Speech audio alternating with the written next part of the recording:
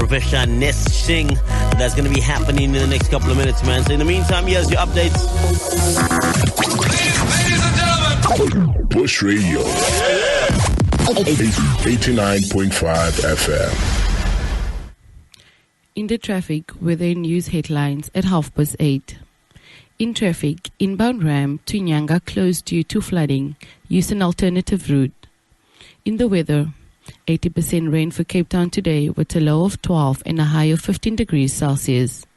And in the news headlines, severe storms causes power outages in Western Cape. Mpox cases in South Africa rise to 22. And convicted serial killer Rosemary Ndlovu accused of plotting friend's husband's murder. Catch the full bulletin at 9 o'clock. For Bush Radio News, I'm Stephanie Van Rijn. Ladies and gentlemen. Bush Radio. 89.5 FM. Cape Town, good morning, man. If you guys just tuning in right now, you guys are live on Bush Radio 89.5, the mother of all community radio stations in Africa. I did tell you guys on the other side of 8:30, we have a pretty cool interview that's going to be coming on up. So, the Legacy Fund of the University of the Western Cape was launched to support the university's growth and infrastructure development by mobilizing alumni, students, staff, and the general public to donate at least 50 Rand each month. So, we're going to get into this conversation now here with Professor Anesh Singh. That's going to be happening in about 1 minute. So, again, if you have any messages, anything you want to share with me, you know exactly where to hit me up. I'm going to catch you guys right after this. Drop a line, tell me where you guys are at this morning. I'm going to catch you guys in about 2 minutes. For now, enjoy this.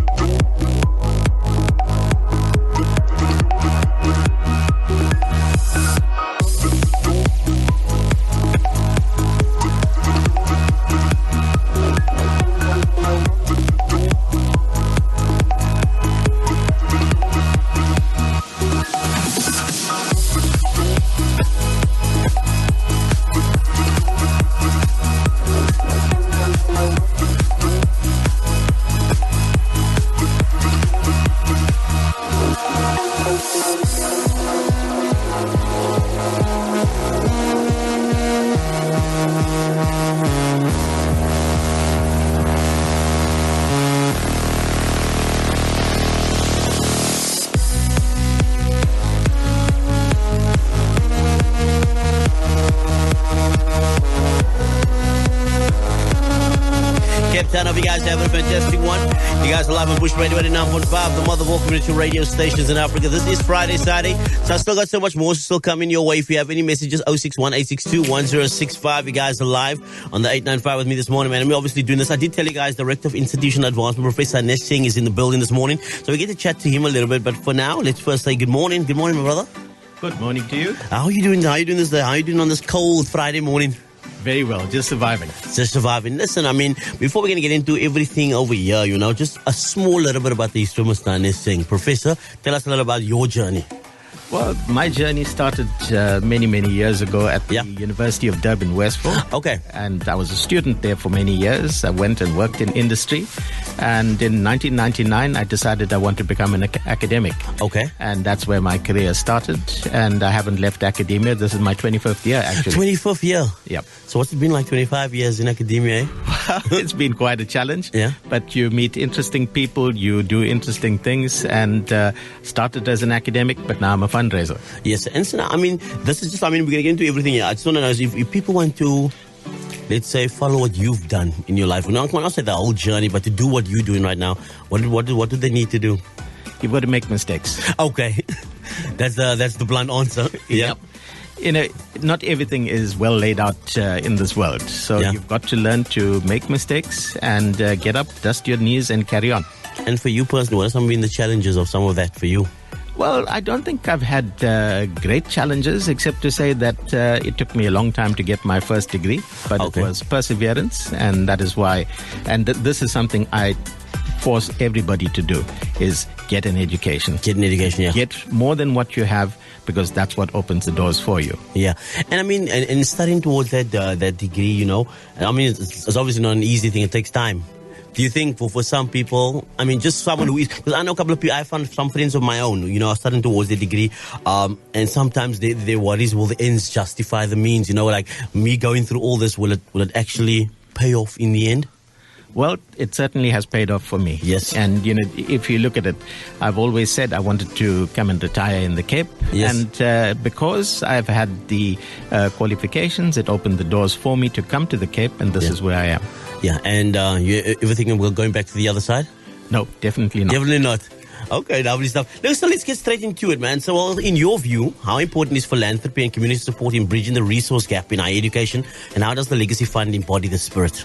Okay, well, if one just takes a look at funding in higher education, it's constantly decreasing because of all the challenges that the government has and the number of different priorities. Okay. But the biggest challenge, I think, is the whole issue of infrastructure and infrastructural development. Mm-hmm. There are 26 universities that are all competing for the same limited pot of funding. Okay, that's interesting. And this is a huge challenge for us. The government are giving lots of money towards bursaries through the NSFAS. There are businesses that are giving towards bursaries.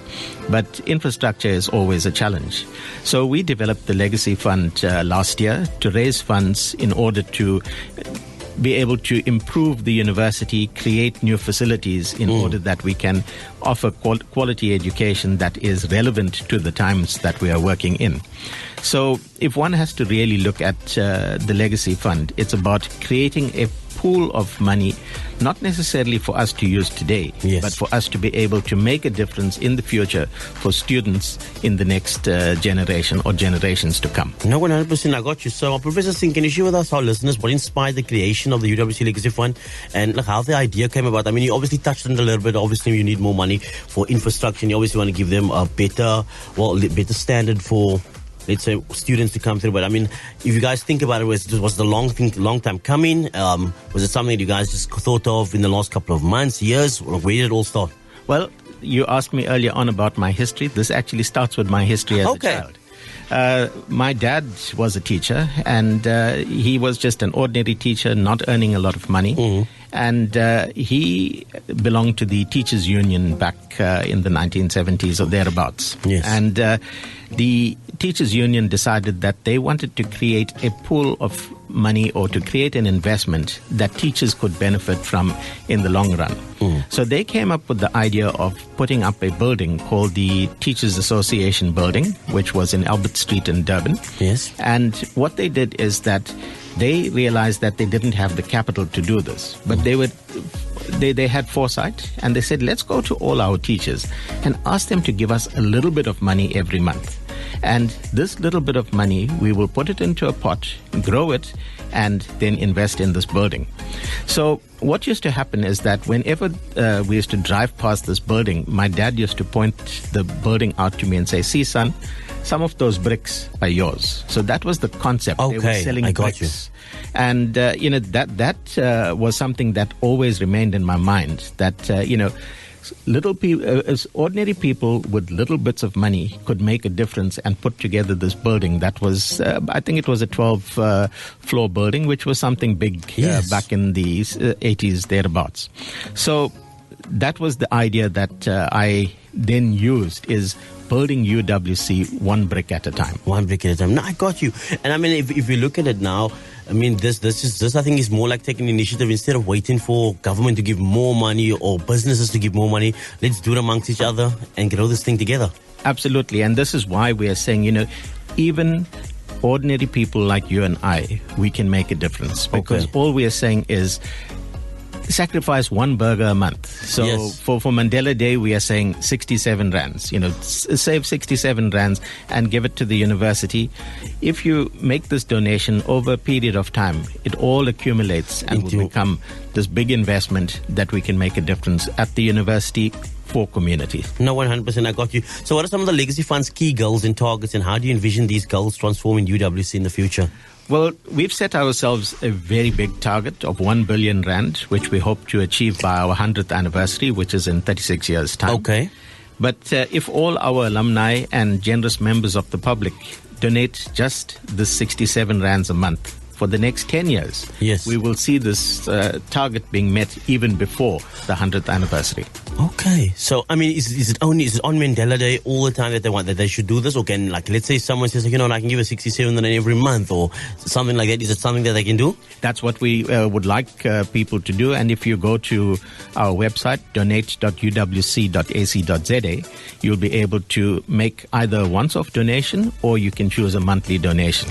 Okay. And also, I guess similarly, it's probably set up in such a way that even if they want to give more than 67, it's also... Oh, absolutely. Yes. So what we did was, when we conceptualized the Legacy Fund, what we said is, let's make it as low as we possibly could. So, you know, we have to obviously look at transaction costs, etc. 100%, yeah. So we said 50 rand. And all we said is make it a monthly donation and forget about it. So yes, don't even think about the fact that you're paying this 50 rand. 50 rand, yeah. Just think of it as sacrificing that one burger, and you are going to make a huge difference in the long run.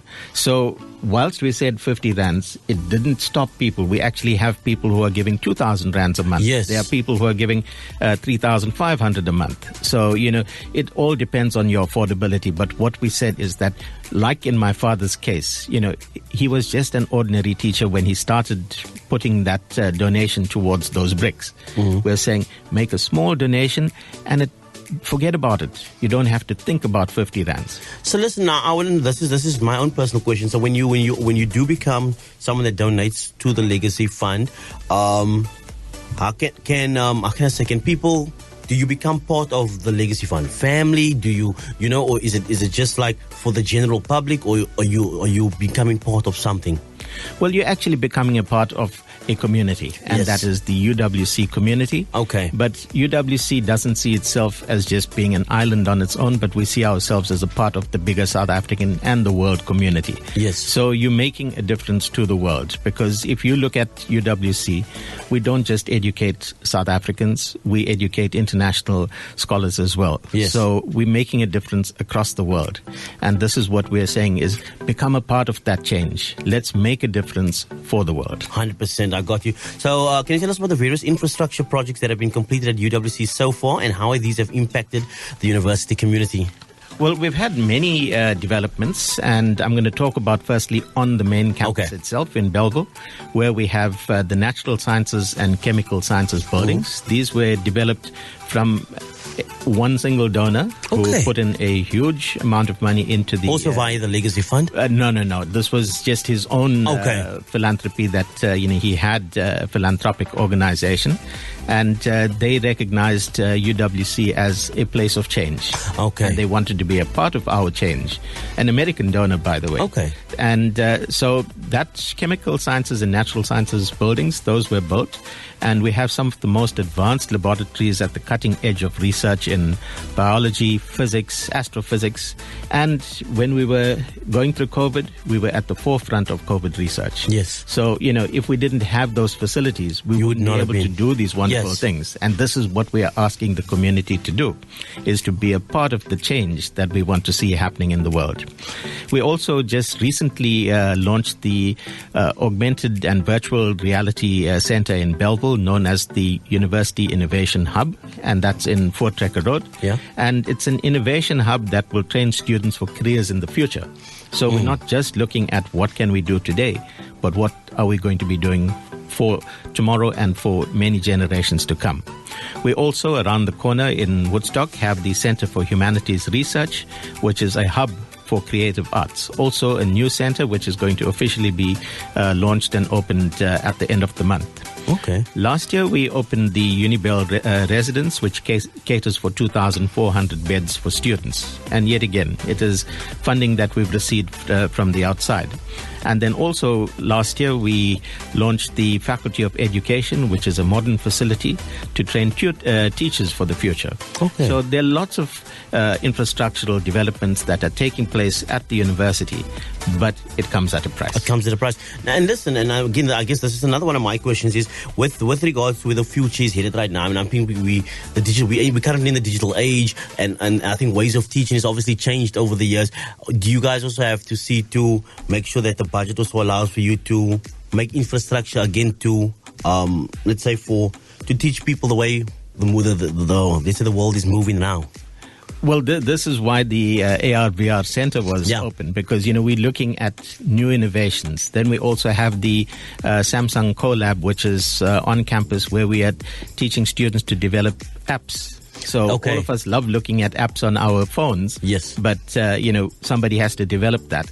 And this is what's happening at UWC. Okay, that's amazing, man. So now, how can alumni, staff, students, and the general public contribute to the Legacy Fund? And what are some of the ways UWC has made it easier for people to donate? Well, the simplest is that you go to our website, donate.uwc.ac.za, and everything is self-explanatory. It is step-by-step, and it is a secure payment facility, and there's also EFT options available as well. So I would like to appeal to the public and to our alumni and also well-wishers to donate as little as 67 Rand a month for the next 10 years or longer, if you can afford it. And if you can afford more, we would certainly appreciate you donating more. All we're asking is that you simply sacrifice one burger per month. Yes. But that will make a huge difference to the future of UWC, to South Africa, and to the world at large. 100%. And listen, I mean, how long has the Legacy Fund been running around? We launched the fund on the 25th of May, 2023. 2023. Also, has there been a considerable amount of people that have joined and that have been part of it? We have close to 250 active donors who have been donating on a monthly basis, and we see an increase of at least 10 or 15 new donors every month. And I hope even after this, even more. I mean, some of the alumni that maybe haven't even heard about it, because I feel like maybe some people are so busy in their own actual workplaces, they don't know what's happening at the campus. I feel like if they know about something like this, it'd be a great way of that's where I got my education, 10 years back, 5 years back, 15 years ago, 20 years ago. And I think giving back and helping, let's say, the new generation of students coming in, I think it will be great for them, you know what I mean? Well, this is what we're asking is pay it forward. Pay it forward, yeah. You can't pay it back, but pay it forward and make certain that we make a difference for the students who are going to come through UWC and many, many generations to follow. 100%. I got you. Listen, man, is there anything else that you feel like you personally want to share? Anything that you feel like you didn't touch on? No, I think we've covered everything that we wanted to, but just to say that we really appreciate those who have been donating for the last year, and we want to encourage more people to support the university in order that we can make a difference for our students. 100%. Professor Anesh Singh, thank you so much for your time. Thank you so much for sharing this. I will spread the word. And I'll keep telling people about this to make sure they go out and be in support of UWC, the Legacy Fund. And all the best to you guys on the way forward. Thank you very much. You guys are welcome. So guys, man, if you guys are just tuning into the 895, I just spoke to the Director of Institutional Advancement, Professor Anesh Singh. Tell us about the Legacy Fund of the University of the Western Cape, which was launched to support the university's growth and infrastructure developments by mobilizing alumni, student staff, and the general public to donate at least 50 Rand each month. And the initiative aims to raise 1 billion by UWC's 100th anniversary in 2060, with an initial target of 200 million in the first 10 years. The fund's purpose is to continue expanding UWC's infrastructure, creating multi-site campuses across Cape Town to overcome apartheid legacies and building modern facilities for future generations. So the launch event saw warm support from the UWC community and the immediate pledges from attendees. Key figures like Professor Tyrone Pretorius, Dr. Imtiaz Suleiman emphasized the importance of dedication, leadership, and community involvement in achieving these ambitious goals. And the fund seek to involve everyone in the UWC community, encouraging them to contribute and spread the word to help build UWC one brick at a time. So make sure you guys go check out their pages. You can at www.uwc.ac.za/, and you can find out more about how you guys can be part of it. So go out and, spend your money. Like I said, just give up one burger a month and you can be part of the change that's happening in UWC and the world at large. And so for my side, Mr. May, I'm going to get back into some of the tunes and more of the information when I get back. If there's anything you want to share with us, 061-862-1065. You're locked on to Bush Radio, the mother of all community radio stations in Africa.